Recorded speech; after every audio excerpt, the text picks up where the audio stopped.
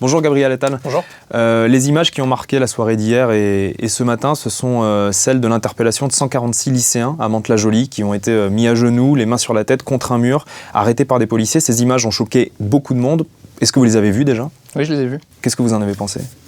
Ça me tord le bide de voir des jeunes aujourd'hui en France en 2018 à genoux avec les mains sur la tête. Ce qui me tord le bide, c'est aussi l'engrenage de violence qui amène à cette situation.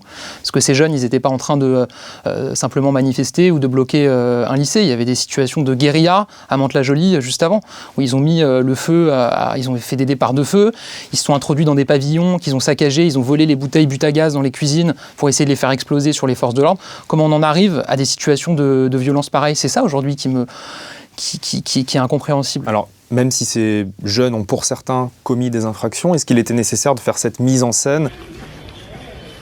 Voilà une classe qui se tient sage. Est-ce que c'était nécessaire ça ? Moi, je ne suis pas spécialisé question de sécurité. Ce que je sais, en l'occurrence, c'est que l'humiliation n'est jamais nécessaire. Et la nécessité de filmer et de diffuser des images, je ne sais pas qui les a filmées, qui les a diffusées. Il y a une enquête. Les conclusions de l'enquête seront rendues publiques. C'est le ministre de l'Intérieur qui l'a annoncé ce matin. Donc ça, il faut comprendre. Alors, il y a des violences incontestables et inacceptables du côté des lycéens. Personne ne le conteste. Il y a aussi des violences du côté de la police. Il y a plusieurs lycéens, depuis le début de la mobilisation, qui ont été blessés par des tirs de flashball, notamment en plein visage, blessés grièvement. Qu'est-ce que vous pensez de l'utilisation de ces armes dans du maintien de l'ordre dans un cadre de manif lycéenne ? Moi, ce que je pense, dans le cadre d'une manif lycéenne notamment, c'est que la seule priorité, le seul objectif, ça doit être de faire en sorte qu'il n'y ait pas de lycéens blessés, de protéger les lycéens. Mais là, en l'occurrence, il y a eu des blessés graves. En l'occurrence, oui, il y a eu des blessés qui ont été hospitalisés, il y a des enquêtes IGPN qui sont en train de déterminer, mais il faut se mettre vraiment dans la situation qui est celle qui existe aujourd'hui aux abords de certains lycées. Qu'est-ce qu'ils font les policiers face à ça ? Ils ripostent quand ils sont attaqués, et ils essayent de protéger les lycéens et de maintenir l'ordre. Oui, mais il y a des règles dans la riposte. Il y a des règles dans la riposte, notamment, il est interdit aux policiers de tirer au niveau du visage avec les flashballs. Or, il se trouve que c'est le cas, puisqu'il y a eu plusieurs lycéens qui ont été blessés par ces armes-là en plein visage. Donc vous condamnez les violences des casseurs et de certains lycéens, et c'est tout à fait normal. Est-ce que vous condamnez aussi les violences commises par certains policiers contre ces jeunes ? Moi, je condamne une situation où on se retrouve avec des jeunes qui sont hospitalisés. Oui, mais c'est pas une situation qui cause ces blessures, ce sont des individus, en l'occurrence des policiers. C'est que moi, je ne suis pas en capacité aujourd'hui de dire si des jeunes qui ont été atteints par un flashball l'ont été parce que le policier qui a tiré le flashball voulait les atteindre eux directement au visage. Je ne peux pas le dire. Il y a des enquêtes pour ça. Il y a les enquêtes IGPN. Déjà, moi, mon premier... Les faits sont là. Ils ont été atteints, que ce soit volontaire ou pas. Peut-être que ça peut être condamné. Mais je vous ai dit, moi, je déplore le fait que des jeunes se retrouvent atteints, y compris par des flashballs ou atteints par des rixes ou autre chose. Et même des moins jeunes d'ailleurs, et même vous avez été atteint par un flashball dans le cadre d'un reportage que vous faisiez sur une manifestation. Évidemment que je le déplore. Il faut qu'il y ait une enquête, c'est le premier combat, et il y a des enquêtes qui sont en cours.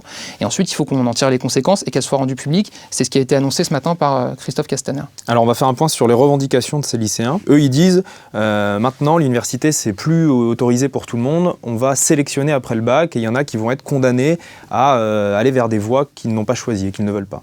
Cette réforme, Parcoursup, elle vise à quoi ? Elle vise à mieux informer, mieux orienter et permettre aux jeunes de réussir dans le supérieur. Parce que la réalité, c'est qu'aujourd'hui, on est dans un système dingue où on a 90% des jeunes qui réussissent leur bac et derrière, l'année suivante, on en a 60% qui échouent en première année de licence. On ne peut pas accepter cette situation.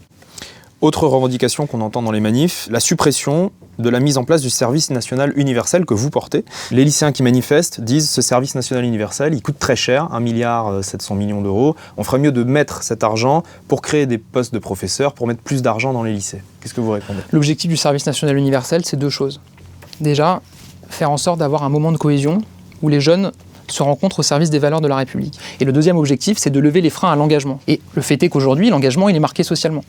Les jeunes de CSP+, s'engagent plus que les autres. Ils ne sont pas plus généreux que les autres ou plus altruistes que les autres. Donc il faut lever les freins. Et il faut permettre à toute une classe d'âge, à tous les jeunes, de voir ce que c'est concrètement que s'engager dans une mission d'intérêt général auprès d'une asso, auprès d'une collectivité ou auprès d'un corps en uniforme. On a un pays qui est au bord du chaos. Est-ce que vous n'avez pas une part de responsabilité dans ce qui est en train de se passer ? Quand je dis vous, c'est pas vous, Gabriel Attal, c'est vous, le gouvernement. Sans doute. Enfin, on ne va pas s'exonérer de toute responsabilité. On est au gouvernement, c'est nous qui gouvernons la France, on a une majorité.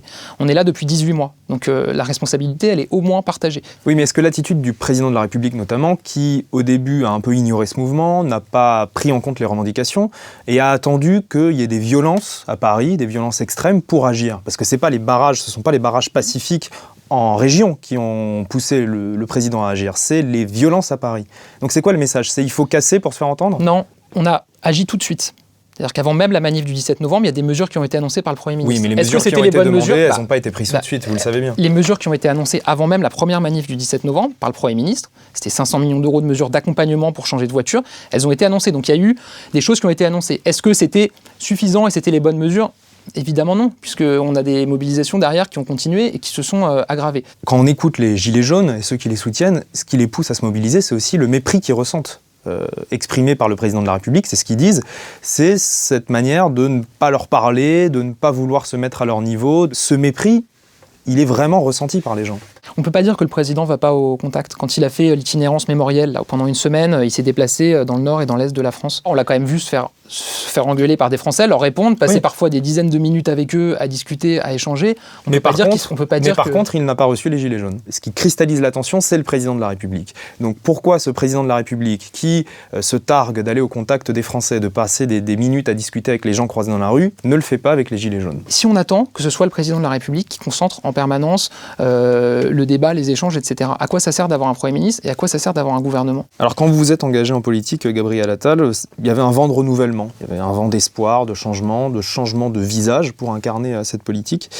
Et au final, on se retrouve aujourd'hui avec un Emmanuel Macron aussi impopulaire que François Hollande au même moment de son mandat, qui sera peut-être bientôt plus impopulaire que François Hollande. Vous ne regrettez pas votre choix de vous être engagé et votre vie d'avant? Pas du tout. Je ne regrette pas. Je suis intimement convaincu, toujours et peut-être plus que jamais, que Emmanuel Macron, c'est le président qu'il faut à la France en ce moment, que les réformes qu'on a engagées, c'est les bonnes réformes, que peut-être que leurs effets ne se voient pas immédiatement, mais justement, c'est parce qu'on fera des réformes de structure qui vont transformer le pays durablement, et j'en suis intimement convaincu.